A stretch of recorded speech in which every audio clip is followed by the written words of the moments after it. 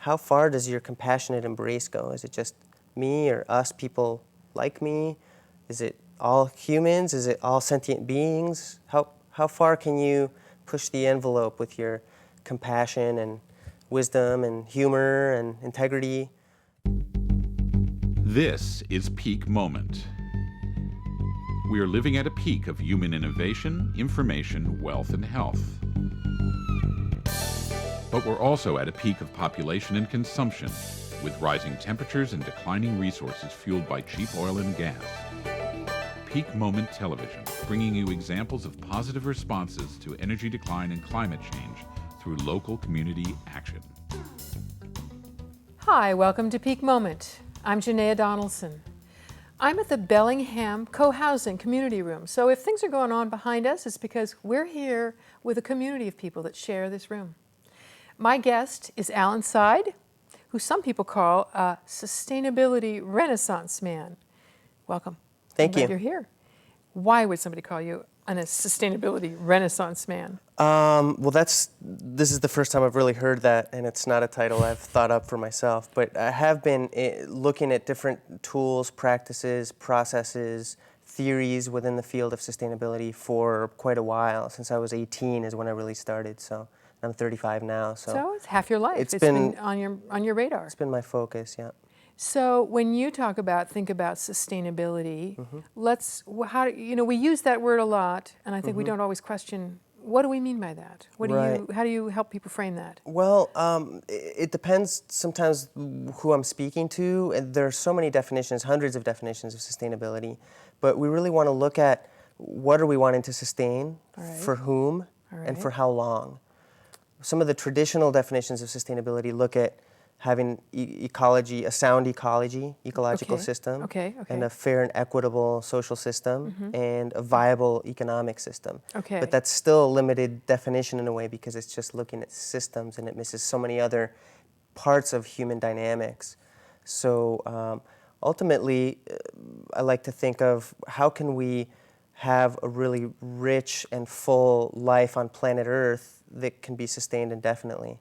And if you're going to define it that broadly, indefinitely, then you're looking at the whole environmental base on which all life depends. You're looking at life systems, and not just human.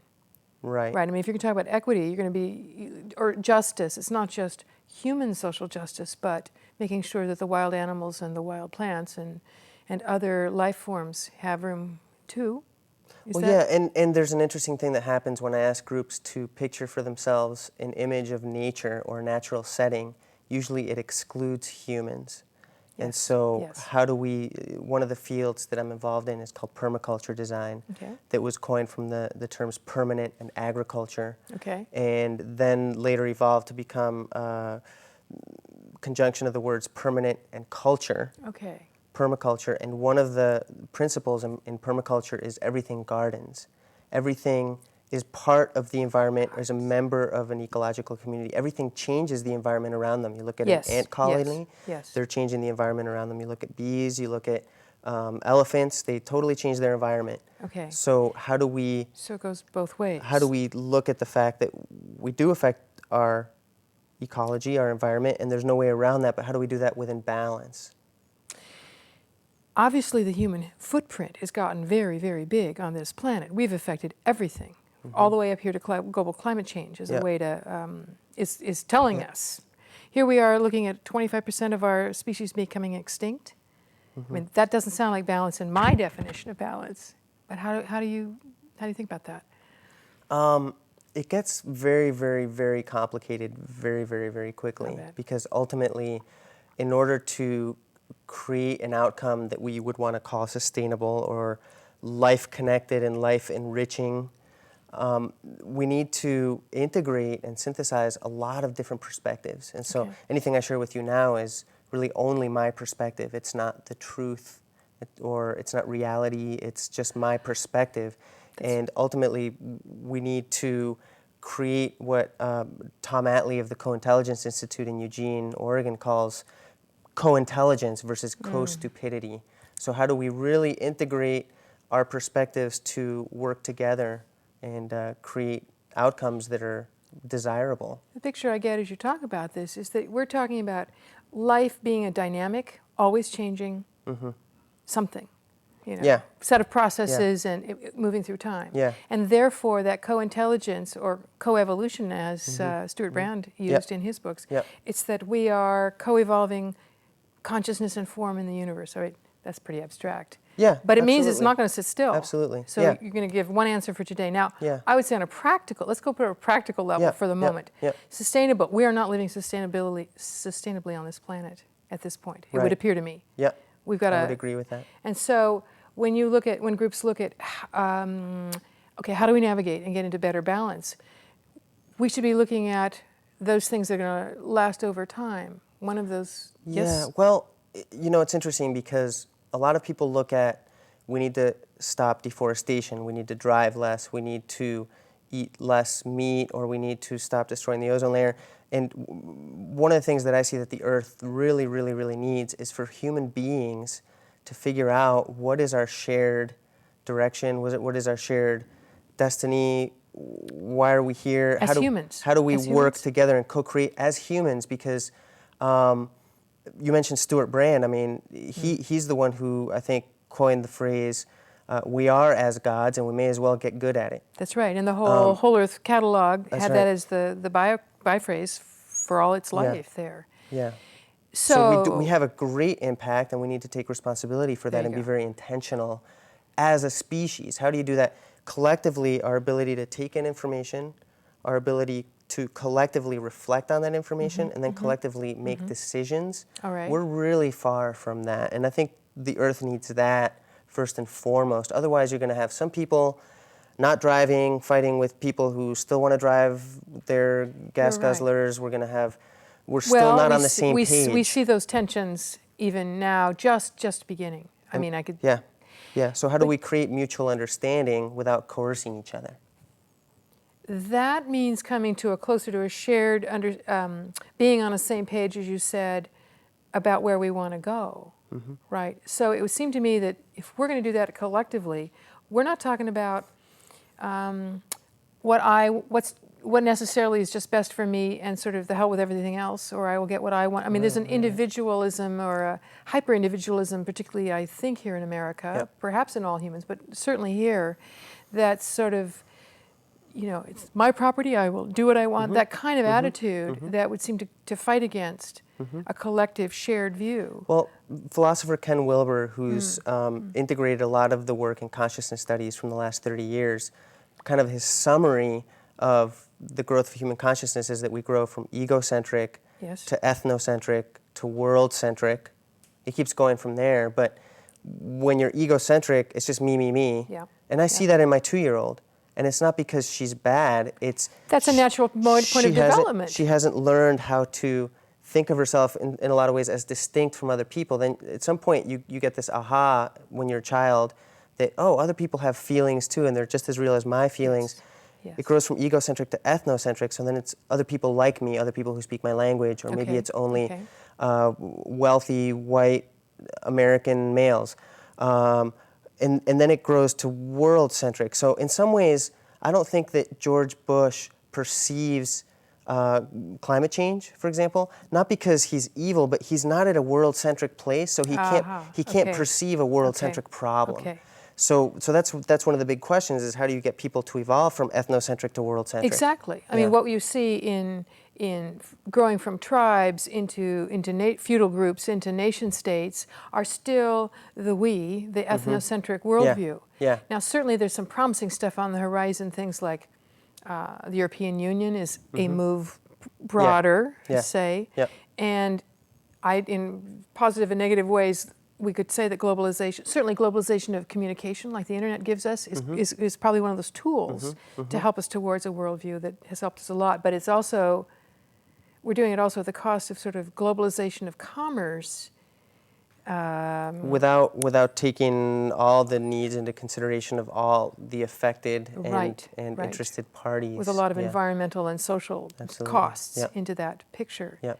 So that question, I'm real interested in the question of how do we help people shift consciousness towards the whole worldview and not just a human-centric view, right? Right. Oh, absolutely. You would say it would have to be a Yeah. awareness that we are a species among many. We're not at the top of the pyramid. We're not the top, king of the road, top of the road, yeah. Right, right. And, I can tell you one of the ways that we're not going to help people shift into a world-centric place is through finger wagging That's true. and guilt That's trips. true. And That's you true. should be recycling. There's a saying that recycling has helped about 70% of a small percentage, maybe 5% of the solid waste flow, but it's helped us with 75% of people's guilt. I mean, it's really... Interesting. I mean, it's an expression. Well, It's guilt not hard isn't a numbers. motivator.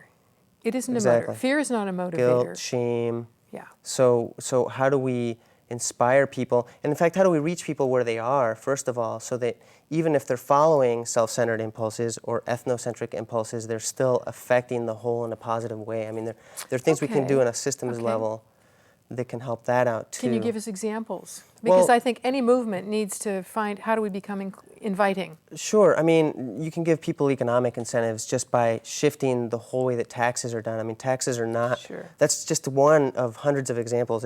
Taxes are not just a way for the government to raise revenue. They're also a way for the government to give incentives and to penalize different actions. So if you tax polluting activities and you take taxes away from environmentally friendly activities, somebody could be following their own economic self-centeredness, but it'll still affect the whole in a positive way. You look at green building. Yes, yes. In fact, you're from the Bay Area originally, right. or at least for some of your life. And there's a man named David Johnston. I don't know if you're familiar with him. His website is called whatsworking.org. And he got green building to become part of the code in Alameda County, which includes Berkeley, Oakland, San Francisco. Big towns, And the way he did that is he looked at the fact that there were at least 3 different worldviews represented in the people that he wanted to reach. And I'll use Paul Ray's terminology, sociologist Paul Ray, who came up with traditionals, moderns, and cultural creatives. Okay. And so David Johnston created 3 distinct marketing strategies for each of those worldviews. Excellent. So to the traditionals, it's, everybody had the common denominator of safety and wanting to protect their kids. And so just saying, did you know that fiberglass insulation is soaked in formaldehyde and you don't want your children near that? For people who are moderns, let's say achievement-oriented, growth is good, scientific rationality, green building will reduce your monthly maintenance costs. And then it's always, by the way, it'll save the environment. Unless he's speaking to a group that already has that worldview.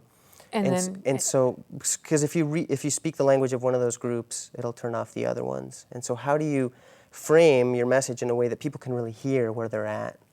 So in that, which is really nice, is that in this time when we're looking at something like sustainability, what you're saying is you have to customize your message, your approach to who it is, as well as what tools you use. And I'm not saying you have to. I'm just saying look at what's going to be effective, because a lot of our environmental, ecological, sustainability initiatives have simply not gotten any traction. That's true. And we've always thought that more information is going to motivate people to act, more data. So we tell people, we're in the largest extinction period since the dinosaurs. We tell people, look at climate change, and we give people more information. Peak oil, we give people more data, more data, more data. That's not going to motivate people to act. No, you're absolutely right. In a sense, it's sort of the progressive or environmentalists' downfall is because they're information-oriented. They think everybody else is. In some ways. And one of the other drawbacks that I see in the environmental movement, and I'm as guilty of this as anyone else, I've definitely been there a lot of years, thinking that environmentalists often thinking, I'm at the pinnacle of human evolution. If everyone else were just like me, the world would be wonderful. And so I don't need to grow anymore. I don't need to evolve and change and keep learning. I just need to be where I am, and other people need to change to be more like me. And so you all come join me on my mountain and see the world the way I do, and we'll all be happy and live forever. Yeah, and there's a huge amount of narcissism that comes out of the New Age movement. Once you've read 500 books that say, if you did what this author said, we will heal Gaia, we will heal the human nature split, we will save life on the planet. If you only did what that author says. So we have to watch out for that in the sustainability movement. We have to watch out for, when is it my ego, or when is it about, I have the answer that will save the world? think we need to really check ourselves. So what kind of worldviews or what kind of tools can help us, what will I say, be more inclusive,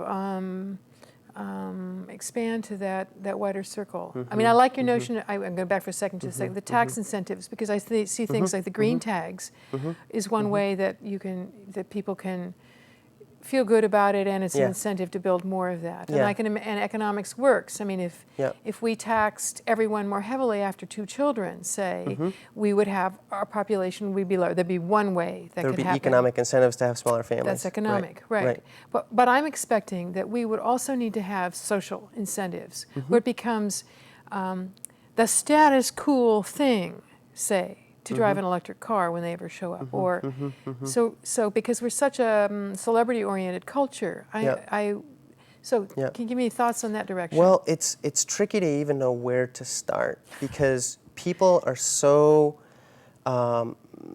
embedded in 9 to 5 till you die, and so embedded in, you know, you go to school and then you get a job and then you find a partner and then you buy a house and then you have kids. And then you go like this for 30 or 40 years, and then you emerge again in your 50s or 60s, and you realize, wow, I've got some growing to do. So there's so many tricky pieces about people's 8 to 10 hours a day, 5 days a week, 50 weeks out of the year, if you get your standard 2-week vacation. And let me watch my television and my videos to numb myself out from the fact that I'm unhappy and isolated. People who are motivated will find tools, processes, will find ways to learn and grow. I mean, there's some that I've worked with that I found very useful and very helpful. And one of the things that helped me not get stuck in that treadmill that I spoke about and the whole adult doldrums, if you will, is a book that I think you're familiar with too, called Your Money or Your Life by Joe Dominguez and Vicki Robin. That's a personal level approach to personal finances that also has macro ripple effects. And it's about creating a relationship with money that's really clear and empowered and non-stressful. It's also looking at, I mean, ultimately, I mean, we did this, the cassette program that the book was based on. And what I saw is you really get down to looking at what is enough. I mean, that was the primary question. What is enough? You know, you have enough money and you are able to start to live comfortably, and you need a little more and you need a little more. At some point, what you have to do for more and more costs you. You have to work extra hours and buy another car, and it's like you're down on the you know, you're losing in a sense inwardly. And I think looking then at what matters to you and what your life energy, and they talk about your life energy, that's money is just one form of it. So you're having done that, and I have as well. And we've both found that is, I mean, we just learned this. So it's not that we talked about this beforehand, it's just we discovered this. Is it changed how your vector, where you were going in your life, as with mine. I went to decided, I got it later in life, decide I want to live where I want to live, where I'm healthy. And you got off the track. You didn't join the track. I took a break. I took an extended sabbatical for 7 years. And what did you do in that sabbatical? Well, that's when I started becoming interested in intentional community and researched a lot of intentional communities and learning centers. My wife, Tricia, and I started looking for land to start a learning center. It's when I started doing a lot of workshops, attending, but also starting to teach more workshops, got my skills up in Marshall Rosenberg's process of nonviolent communication, which is one of those ways of creating mutual understanding without coercing other people and creating high quality connections. So Marshall Rosenberg. I started cnvc.org, Center for Nonviolent Communication.org is a website for people.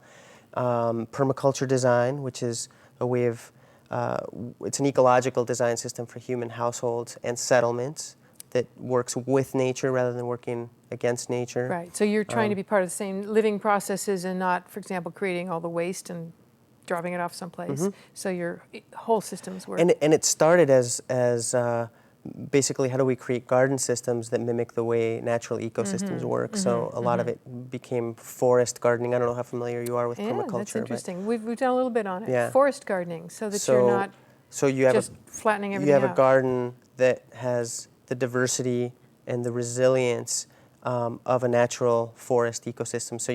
So your canopy is fruit and nut trees, and then you have edible and medicinal shrubs, and then you have an herbaceous layer, which could be your culinary herbs, and then you have ground covers, which could be strawberries or other edibles and medicinals. You have root crops, you have vines, you have mushrooms, which are, there are many medicinal and edible kinds. So you're creating a very diverse and resilient garden ecosystem.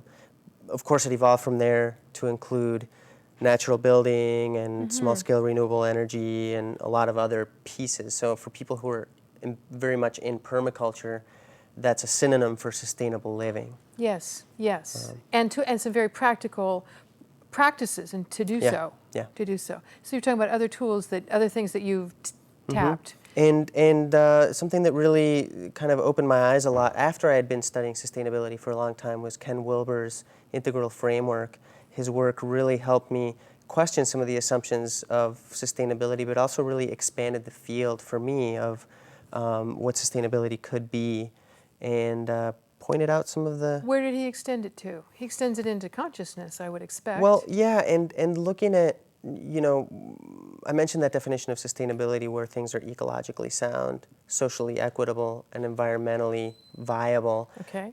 That's a systems view of sustainability. And most of us who work in sustainability tend to look at systems in terms of whether it's natural ecosystems, the biosphere, or whether we're looking at social systems or economic systems. But we're missing a lot of the interior, a lot of the depth aspects of both individually and collectively. So individually, what are my values? What are my intentions? What's my experience? How am I growing and learning? Where's my growing edge? Okay. In a particular situation, what are my intentions and motivators? And interpersonally, sort of the interiors of human groups. What are our shared values? What is our shared direction? The things that are half of the picture are the things that can be weighed and measured. And that's where systems come in. Okay. And that's where things like physiology and nutrition, and these are things that can be weighed and measured. But where you go to interiors that have depth, you have to interpret them. You can't weigh and measure. That's right. It's not quantitative. It's a qualitative. Absolutely. But they're just as important.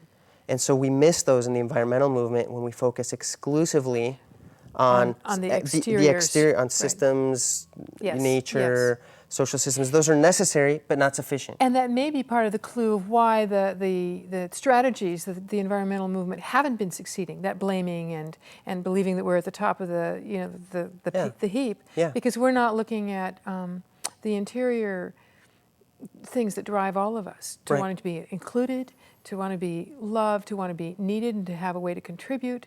All those interior values that personally, and then I'm going to guess the same thing for a collective, that you want to feel like you're doing something meaningful, that moves in a positive direction. Yeah, and a lot of the research out there shows that that there are a lot of different waves of values development. One resource that's been very useful to me is Spiral Dynamics, which is written by Don Beck and Christopher Cohen, and that's based on research from Claire Graves in the 1930s, whose question was, why do different people observing the same event come away with different interpretations of that same event? Okay. And his research came to the conclusion that it amounted to different levels of psychological development.